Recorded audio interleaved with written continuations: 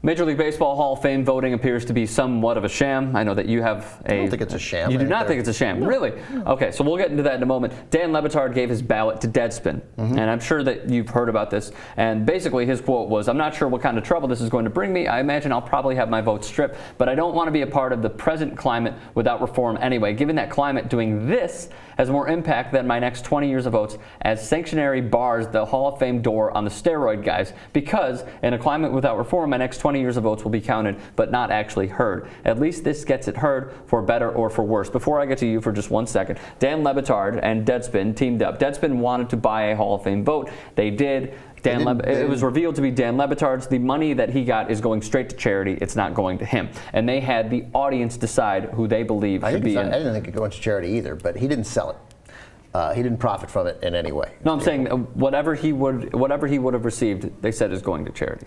I don't, he shouldn't have sold it. He shouldn't have given his vote away. But I understand why he did it. He did it principally. I wouldn't punish him really at all. I might strip his vote. Principally is the big word. The Hall of Fame voting is flawed in that there's so many people who don't follow baseball voting for the frickin' Hall of Fame, and Bob Costas and Keith Olbermann and a host of other people. Vin Scully. Don't vote. Joe It's Buck. insane. It's insane. Jerry Coleman, who just passed away, didn't have a Hall of Fame vote. Well, he did because he's in the...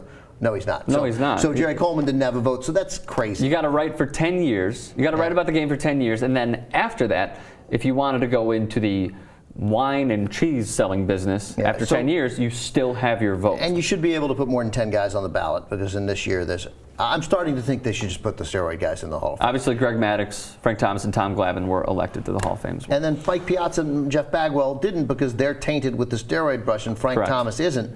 We don't really have any basis for that at all. It's what we think. Right. We don't know. Well, he's been active against the whole steroid era, has Frank Thomas. Jeff Bagwell's denied it. I don't know. But I'm Jeff Bagwell said if I'd taken steroids, I could have hit 60 home runs. Frank Thomas has gone above and beyond compared to Jeff Bagwell. But we don't know. You don't know. Frank Thomas might have done steroids. You don't know. He was a great player. He might have, but he's made more of an argument than Jeff Bagwell has. Okay, I got it, but we don't know. We're guessing on Bagwell. So you're saying put the steroid era guys in. We have about 30 seconds, 10 seconds left. You're saying put the steroid guys era, the guys from the steroid era. Either don't vote for anybody from that era, or just take it the stats. Baseball counts the stats. You're going to have to count it. I think we got to move. I think we got to move past it. So no asterisk or anything. Put Bonds, put Clemens, put all of them in. Or don't vote for anybody from this era. But you can't parse it and win an argument, I don't think. Sure.